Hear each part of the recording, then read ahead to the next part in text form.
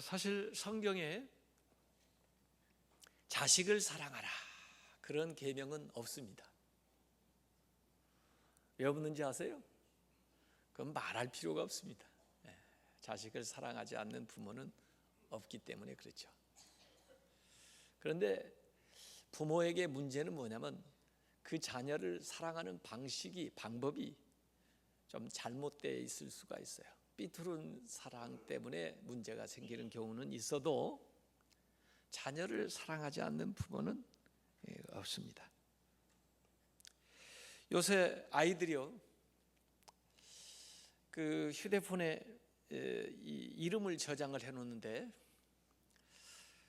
이게 누구를 의미하는지 한번 생각을 해보세요. 늑대, 악마, 잠꾸러기 대마왕, 담배사랑, 대왕문어, 꼰대, 이거 누구를 얘기하는 건 줄 아세요? 어떻게 잘 아세요? 아빠를 지칭하는 거랍니다. 그러면 대왕오징어, 마녀, 악마, 여우, 과외 쌤 부인, 쇼핑맨, 누구를 의미하는 줄 아세요? 이렇게 잘 아세요?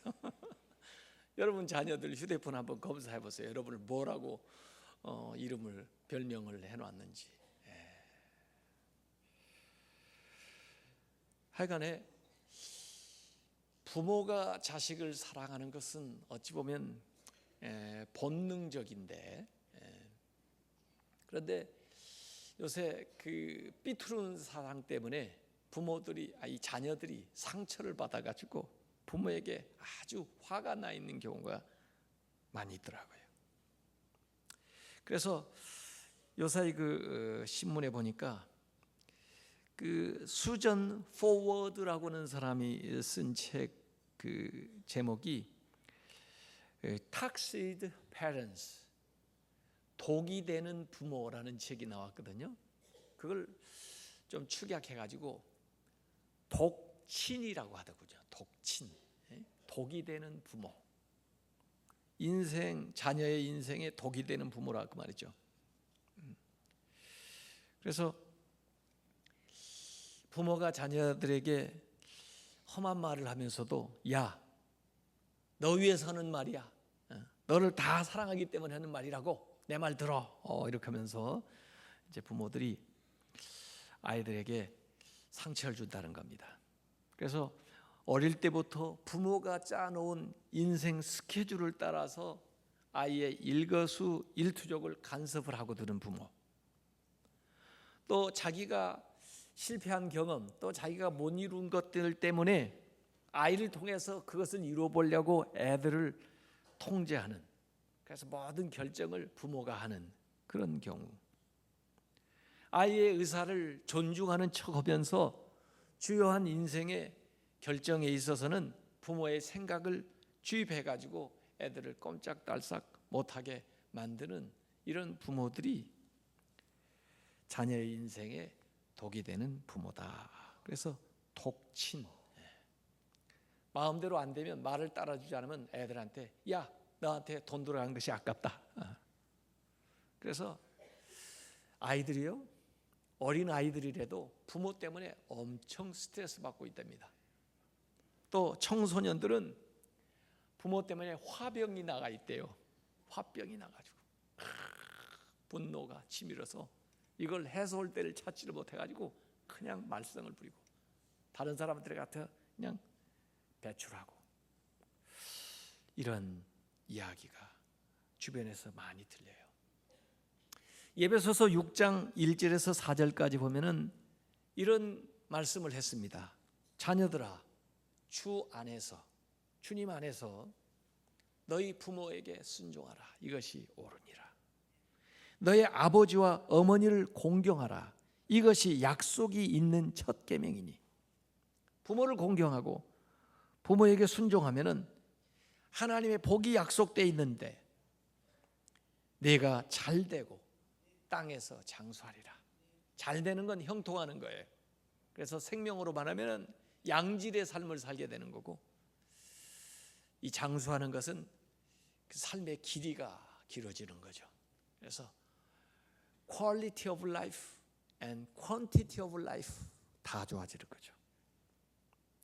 그리고는 부모에게 하는 얘기입니다. 아비들아, 너희 자녀를 노엽게 하지 말고 오직 주의 교훈과 훈계로 양육하라.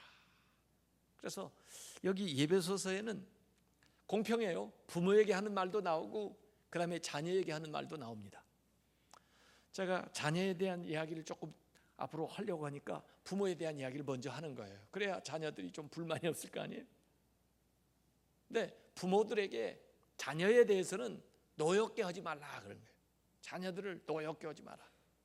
자녀를 사랑하는 건 당연하고 사랑하는 줄은 알겠는데 노엽게 하지 마라. 너의 생각대로만 하려고 하지 말고 주의 훈계와 교양으로, 교훈으로 그들을 양육해라. 바른 사랑 방법을 얘기해 주는 거예요. 그 다음에 자녀들은요, 부모를 사랑해야 돼요. 부모를 존경해야 돼요. 부모를 공경해야 돼요. 이게 계명이에요. 계명. 왜 계명이냐면 안 해요. 안 합니다. 의지적으로 노력하지 않으면 자연이 되지를 않아요. 그렇기 때문에 계명으로 우리에게 주는 것입니다. 내리사랑은 본능적인 것이고 부모가 자녀를 사랑하는 것은 자연스러운 것에 반해서 자녀가 부모를 순종하고 공경한다는 것은 점점 어려워지고 있어요. 왜 어려워지느냐? 이기주의 때문에. 가정생활에서 어려운 건요, 이기주의입니다. 부부간에 같이 살면서도 어쩜 그렇게 이기주의예요? 자기만 알아요. 부모하고 관계성 속에서도 자녀들이 어쩌면 자기중심적이에요. 자기에게 필요할 때는 부모를 찾고, 자기에게 잘못해 준다고 부모에게 원망하고, 온통 자기 일에만 관심하고 자기 중심적으로 인생을 살아가려고 그래요. 그리고 자기 판단으로 부모를 자꾸 정죄하고, 또 때로는 아유 시대에 뒤졌다고 부모를 무시하고 그렇게 살아요. 부모는 그 많은 자녀들을 잘 길렀는데 그 많은 자녀들이 한 부모를 제대로 봉양도 못해요. 부모가 자녀를 사랑하는 것은 자연스러운 건데 자녀가 부모를 공경하는 것은 참 어려워지고 있는 거예요. 더구나 지금 이제 노인 인구가 많아지면서 고령 사회로 가면서 참 세상에 이전에 없었던 문제들이 많이 발생을 하고 있습니다. 노인 문제들이죠, 주로. 노인이 되면은 우선 경제적으로 어려워요. 노인의 그 빈곤, 이게 문제고, 노인이 되니까 몸이 아파요. 안 아픈 데가 없어요. 아프다는 얘기 듣는 자녀들도 힘들겠지만 실제로 아파요. 그렇게 여러 군데가 아파요. 그래서 노인 질병, 그 다음에 노인이 되면 외로워요. 주변에 사람들이 하나둘 없어지거든요. 외로워요. 그리고 어디 마음을 터놓고 얘기할 사람이 없어요. 이게 노인들의 문제입니다. 아무리 좋은 사회가 되고 아무리 사회보장제도를 만들어도 문제를 해결해 주는데 한계가 있어요. 경제적인 거 어느 정도 해소해 줄 수 있을지 몰라요, 사회가. 의료 문제 어느 정도 해소해 줄 수 있을지 몰라요. 옛날보다는 많이 좋아졌어요. 그래도 우리 한국은 지금 가족에서 우선적으로 노인을, 어른을 부양하는 그런 원칙이 있어요. 우리나라는 아직도 정책이요. 그래서 자녀들이 돌보지 않으면 어렵습니다. 경제적으로 어렵고 또 건강상에 어려워요. 더구나 정서적인 것, 인간은 물질이 아니에요. 정서적으로 도움을 받아야 돼요. 그 외로움을 도움을 받아야 돼요. 자녀들이 이 정서적인 문제를 해결해 줄 수 있는데 아무리 경제적으로 국가 사회에서 보장을 다 해줘도 정서적으로 그 외로운 문제, 그 사랑받고 싶은 마음, 그 인정받고 싶은 마음, 함께하고 싶은 마음, 이 마음이 해소되지 못하면 노년이 돼서 외롭게, 어렵게, 힘들게 인생을 보내게 되는 거죠. 최근에 보니까 무슨 드라마 가족끼리 왜 이래? 그런 드라마가 있다는데 거기 보니까 두부집 아버지가 두부를 해가지고 아마 자식들을 다 키웠나 봐요. 3남매를. 이 자식들이 다 나름대로 됐는데 그런데도 불구하고 늘 자기중심적이에요. 아버지 생일도 잊어버리고 어머니 뭐 기일도 잊어버리고 뭐 좀 대화하자고 하면 바쁘다고 나중에 얘기하자고 그러고 좀 무슨 회사에서 안 좋은 일 있으면 문 꽝 닫고 들어가고 이러니 아버지가 말해요. 마음에 상처를 받잖아요. 그래서 급기야 이 착한 아버지가 불효 청구 소송을 했답니다. 그래가지고 어저께 이제 국민일보 신문 보니까 거기에 대한 이야기가 나와 있어요. 쫙 읽어보니까 뭐 그건 사실 이 세상 법정에서 다룰 문제는 아닌데 그만큼 부모가 자식에게 배신감을 느낀다는 거예요. 내가 이만큼 살았으면 나 좀 생각해 줘야 되는데 어쩌면 이 자식이 다 나름대로 하고 살면서도 이렇게 나를 무시하느냐 이런 거죠. 그래서 그걸 다시 돌이켜보겠다 하는 아마 드라마 내용인 것 같은데 이게 자녀들의 문제입니다. 그래서 오늘 5번째 10계명 중에 5번째 계명이 출애굽기 오늘 읽은 대로 너의 부모를 공경하라. 그리하면 내 하나님 나 여호와가 너에게 준 땅에서 너의 생명이 길리라 그랬어요. 여기 내 부모를 공경하라 그랬지만 사실 내 아버지와 어머니를 공경하라 그 뜻이에요. 그 말이라고 해요. 그걸 우리는 좀 이렇게 축약해가지고 부모를 공경하라 이렇게 하고 끝낸 것 같아요. 이 같은 말씀이 신명기 5장 16절에 나오는데 너는 너의 하나님 여호와께서 명령한 대로 너의 부모를 공경하라. 명령이에요. 하나님의 명령.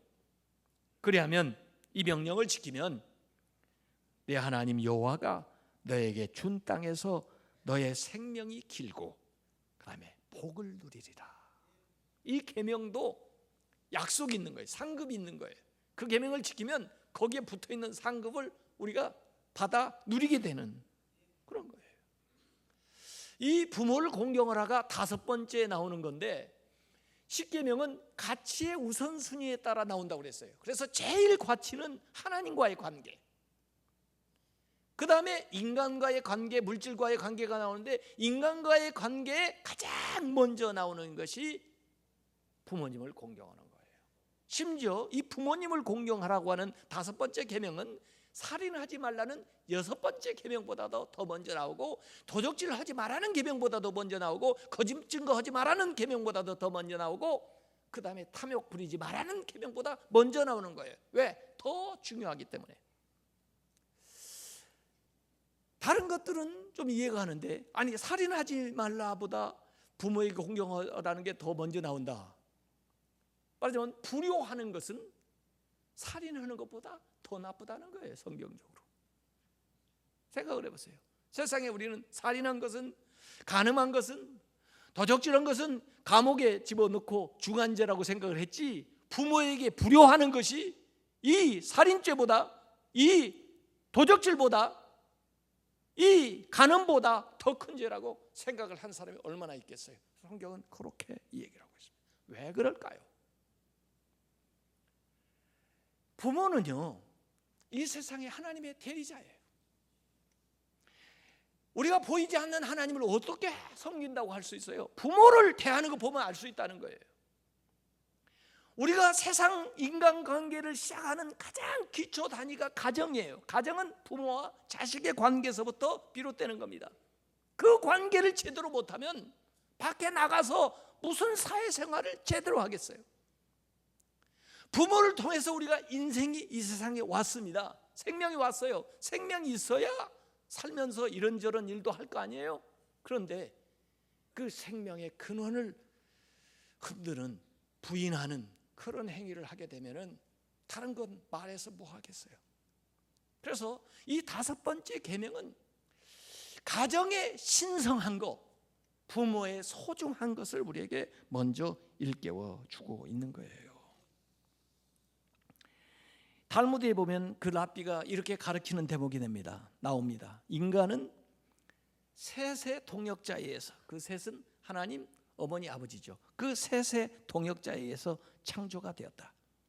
사람이 그의 부모를 공경하면 하나님께서는 내가 그와 함께 살면서 그와 그의 공경을 받는다 생각하실 것이고, 만약에 그 자녀가 그 부모의 마음을 아프게 한다면 하나님께서도 그가 내 마음을 아프게 할 터이니 그와 살지 않는 것이 다행이라고 여기게 될 것이다 하는 거예요.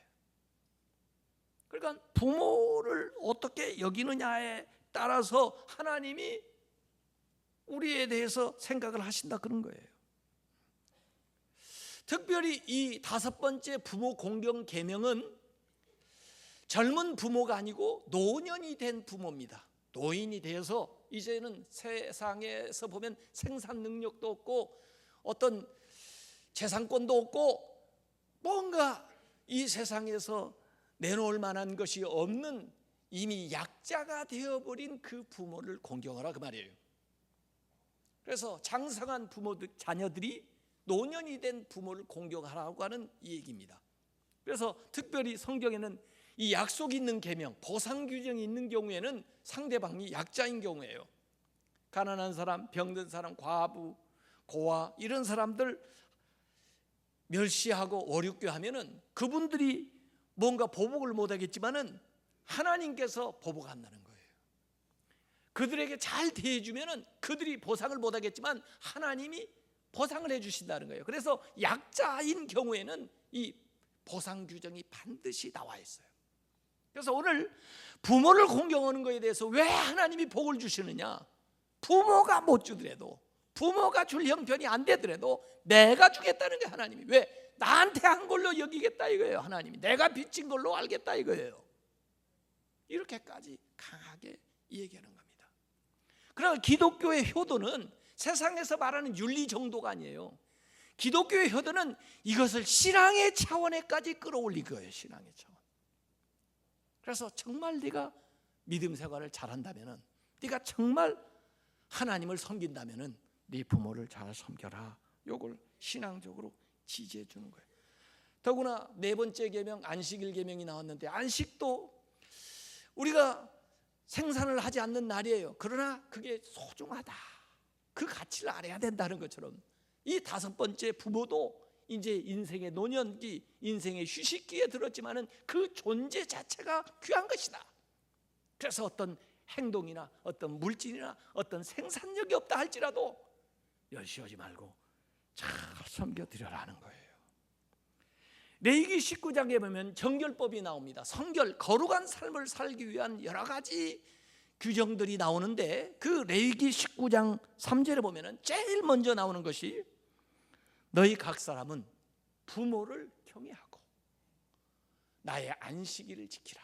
그래서 여기 5계명하고 4계명이 다시 언급되는 거예요. 다른 말씀이 아래 많이 나옵니다. 이것 가운데 너희가 거룩한 삶, 성별된 삶을 살려면 먼저 부모를 경외하고, 그리고 이 주의를 잘 지켜라 이거예요. 거기에서부터 거룩한 생활이 시작되지, 그러지 않고서는 너희의 거룩을 지켜나갈 방법이 없다 하는 거죠. 그래서 오늘 외웠던 말씀 골로새서 3장 20절에 자녀들아 모든 일에 부모에게 순종하라. 여기까지는 참 좋아요. 근데 아래 이 번역을 조금만 좀 고쳤으면 좋겠어요. 이게 원래 원뜻은 이런 거예요. 이는 주 안에서 기쁘게 하는 것이니라. 이렇게 외우면서 이게 뭔 뜻인가 조금 고민 안 해보셨어요? 안 해오셨어요? 이 말 원뜻은 이는 주님을 기쁘시게 하는 것이니라 이 말입니다. 이걸 왜 이렇게 표현을 해놨나 저는 아주 불만이에요. 이게 부모를 순종해라 그러면 주님이 기뻐하신다는 거예요. 이것이 주님을 기쁘시게 하는 거예요. 부모에게 순종하는 것을 주님이 기뻐하신다는 거예요. 주님이 기뻐하는 일 하기 원하십니까? 주님을 기쁘시게 하려면 여러분이 보이는 부모를 공경해 드리란 말이에요. 그러면 주님이 기뻐하신다는 거예요. 아, 참 잘하는구나. 아이고 나한테 잘하는구나 이렇게 생각을 해 주신다는 거예요. 이 공경이라는 말 히브리의 원뜻은 카베드라고 되어 있는데, 카베드라는 말의 원뜻은 무겁게 여긴다, 비중 있게 여긴다, 중요하게 생각한다 그 말이에요. 부모를 공경한다는 것은 부모의 말씀을, 부모의 생각을, 부모의 뜻을 소중하게, 중요하게, 비중 있게 생각한다는 거예요. 무시하거나 함부로 그냥 멸시하거나 그렇게 하지 말으라는 거죠. 그래서 부모를 공경한다는 것은 그 말씀을 잘 곱씹어보고 또 그 뜻을 한번 헤아려서 이루어보려고 노력을 하고 그렇게 최선을 다하는 거예요. 예수님 계실 때 유대인들을 책망하신 적이 있어요. 그들은요, 분명히 하나님께서 이 부모를 공경하라는 계명을 말씀했으니까 부모를 공경하기를 해야 되는데, 한정된 재물 가지고 어떻게 하나님도 하고 또 부모도 공경하나 그래가지고 교회에서 가르치기를 하나님한테 내면서 하나님께 하면서 고르반 그러면은 부모에게 하지 않아도 그걸 면제해 준다. 그래가지고 그렇게 가르쳤어요. 그러다 보니까 하나님한테는 하면서 고르반, 그리고 이거 사실 부모님에게 해야 될 건데 하나님에게 하시니 부모에게 한 걸로 그렇게 간주해 주세요. 그런 못된 습성이 생겨난 거예요. 그래서 예수님이 인간이 가르쳐준 이 전통을 가지고 어떻게 하나님이 우리에게 명령한 명령을 무효할 수가 있냐? 하나님께도 드리고 부모에게도 드려라. 부모에게 해야 될 도리도 하면서 하나님께 하라. 이것이 마가복음 7장 11절부터 13절까지 나오는 거예요. 특별히 그 디모데전서 5장 8절에 바울은 그렇게 얘기했습니다. 누구든지 자기 친족, 특히 자기 가족을 돌보지 아니하면은 믿음을 배반한 자요 불신자보다 더 악한 자니라 그랬어요. 세상 사람들은 하나님을 몰라요. 우리가 하는 걸 보고 하나님을 짐작과 비교해서 알게 되는데, 가족을 잘 돌보라, 특별히 부모를 잘 돌보라는 거예요. 그러지 않으면 믿지 않는 사람만 또 못하고 악한 자가 된다, 그런 얘기입니다. 어떤 아버지가 말해요. 이제 노년이 돼서 몸도 아프고 이제 얼마 살지도 모르겠고, 그래서 자기 5남매 이 아이들 대학 결혼까지 다 시켜서 나름대로 먹고 살만한데 이 아이들을 불러 모은 거예요. 가지고 이 자녀들에게 이 얘기하는 겁니다. 내가 이제 몸이 아파서 가만히 보니까 얼마 살지도 모르겠고 좀 정리를 해야 되겠기에 그동안 좀 이렇게 정리를 해보니까 나는 좀 뭘 좀 남아서 너희들에게 좀 나눠줄 수 있는 게 있나 하고 봤는데, 웬걸 어떻게 내가 잘못했는지 빚을 진 게 더 많더라. 그 빚이 얼마인가 전부 계산해 보니까 한 7억 정도 되는데, 내가 이렇게 빚지고 죽으면 남들이 뭐라고 하겠냐, 나도 욕하겠지만 너희들도 좋지 않을 테니 내가 죽기 전에 내 빚 좀 갚아달라. 그러니까 애들이 놀란 거예요. 아니 뭘 좀 나눠줄 줄 알았더니 오히려 빚을 갚아달라니 부담스럽잖아요. 그러면서 빈 종이를 하나 딱 꺼내더니 너희들이 얼마나 갚아줄 수 있는지 좀 여기다 좀 써달라. 서로 눈치를 보다가 제일 형편이 어려운 셋째 아들이 그래도 거기다가 5천만 원 쓴 거예요. 자기가 5천만 원 정도, 7억에 비하면 뭐 아무것도 아니지만 5천만 원 갚겠다 쓴 거예요. 아버지가 빚지고 돌아가신 거 좋지 않잖아요. 그러니까 다른 자녀들도 눈치를 보다가 1,000만 원, 1,500만 원, 2천만 원, 2,500만 원 이렇게 썼어요. 토탈 5명 다 합치니까 얼마인 줄 아세요? 1억 2천만 원이에요. 빚은 얼마인데요? 7억인데 자녀들이 갚겠다고 써준 건 1억 2천만 원. 그래서 아버지가 이거 참 이거 가지고 이게 되지를 않는데 더 어떻게 안 되겠지. 그러니까 뭐 다들 형편이 이렇고 저렇고 뭐 해서 안 되겠다는 거예요. 참 그래. 그러면 내가 며칠 있다가 연구 좀 해가지고 다시 부를 때니까 그때 좀 오라. 가지고 얼마 후에 자녀들 다시 불러 모은 거예요. 이 아버지가 얘기하는 겁니다. 야, 지난번에 내가 이렇게 받고 다시 계산을 꼼꼼히 해봤더니 7억을 빚진 게 아니라 한 7억이 남더라. 아이, 다행인데 너희들에게 내가 어떻게 나눠줄까 궁리에다가 지난번에 너희들이 쓴 거 5배로 내가 주겠다. 그래서 셋째 5천만 원 썼던 애는 얼마를 받아요? 2억 5천 원. 이게 계산들을 잘하세요. 그런 식으로. 물론 안 받은 것보다는 나중에 받으니까 좋았지만 무슨 생각을 했을까요? 애들이 좀 더 쓸걸 그랬겠죠. 하여간 자기 중심이라니까요. 뭐든지 우리는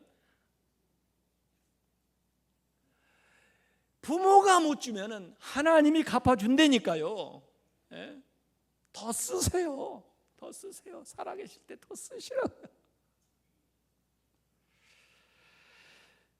이 탄조잉이라고 하는 사람이 쓴 살아있는 동안 꼭 해야 할 49가지, 거기에 나오는 이야기인데 제가 하나 읽어드릴게요.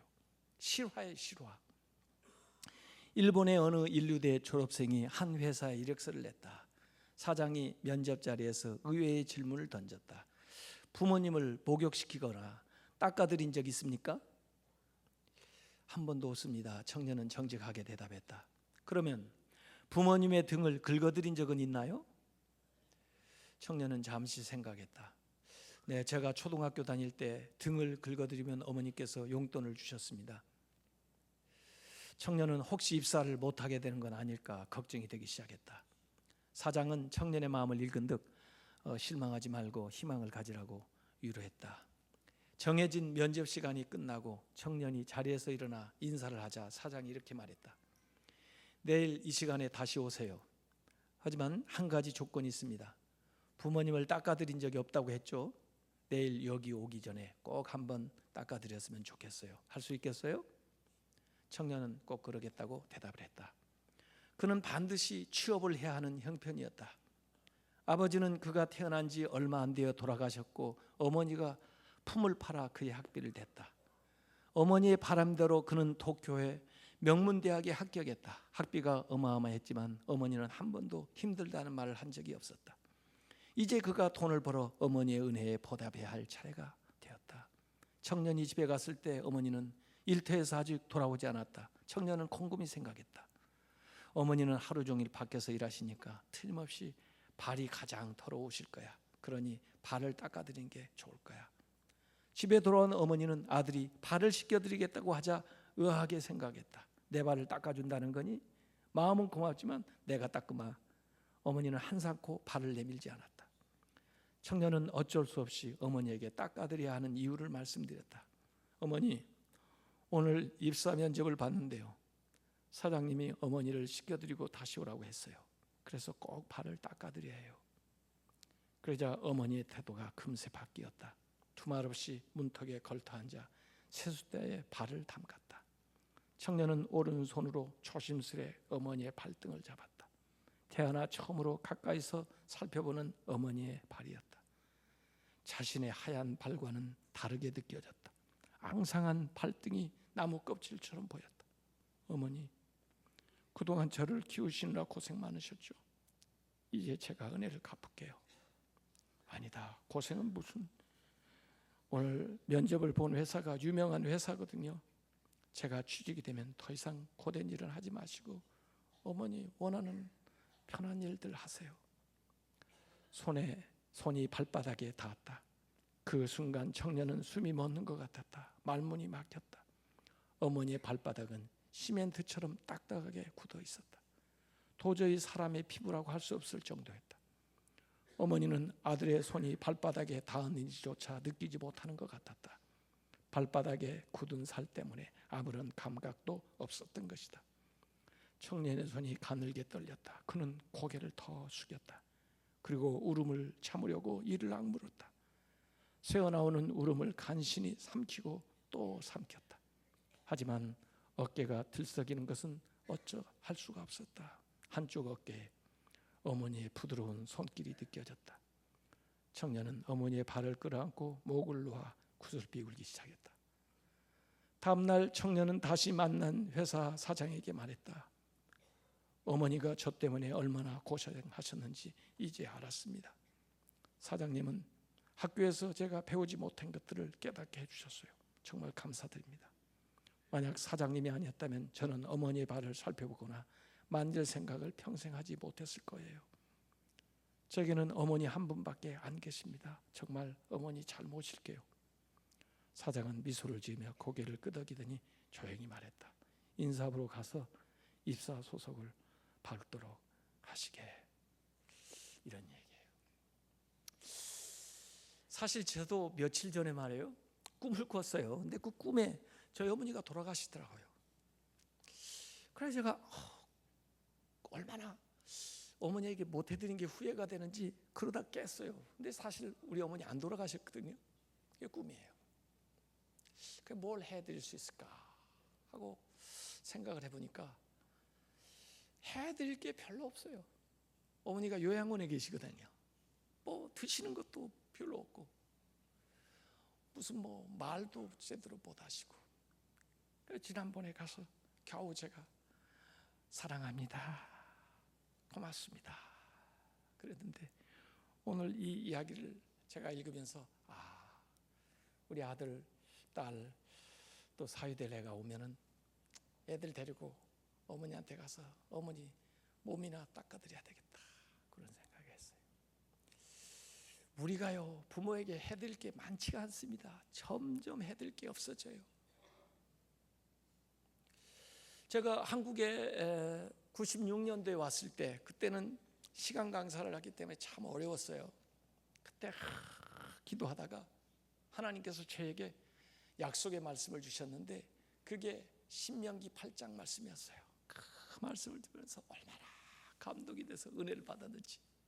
그런데 그 말씀 가운데 신명기 8장 18절에 그런 말씀이 나와요. 내가 내게 채물로 얻을 등을 주마. 그래요.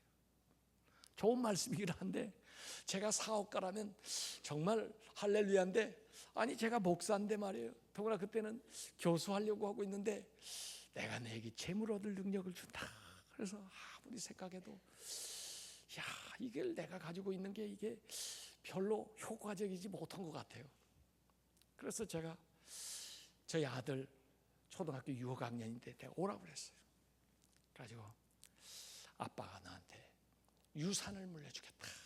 그랬더니 얘가 깜짝 놀래가지고, 아니 지금 집도 못 얻어가지고 외할머니 집에 얹혀있는 주제에 무슨 유산을 준다고.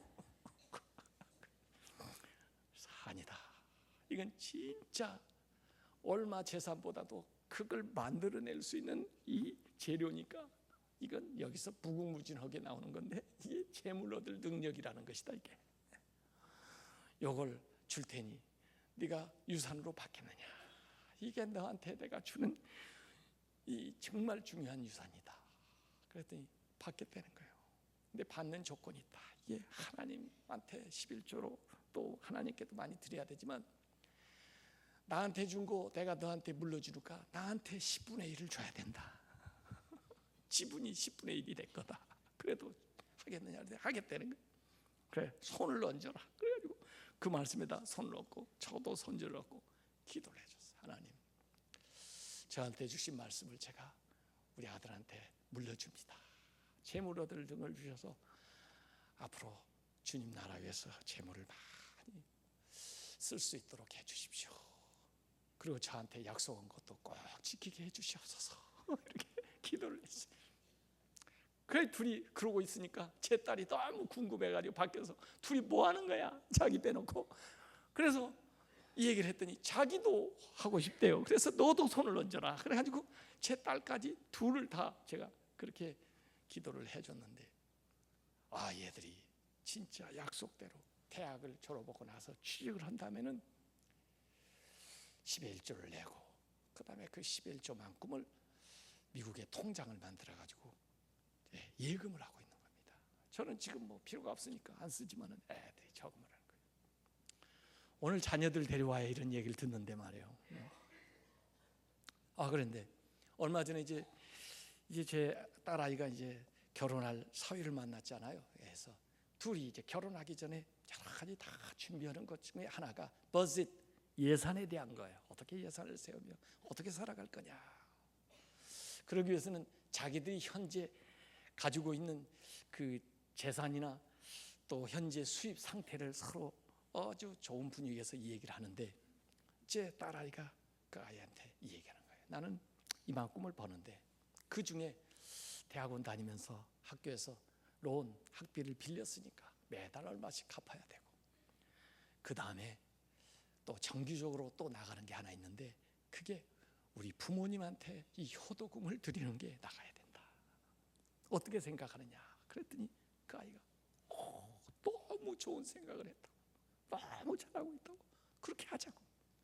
자기도 지금 뭘 하고 있고 뭘 하고 뭐 하는데 이렇다고. 그래서 서로 같이 기도하고 그렇게 했다는 거예요.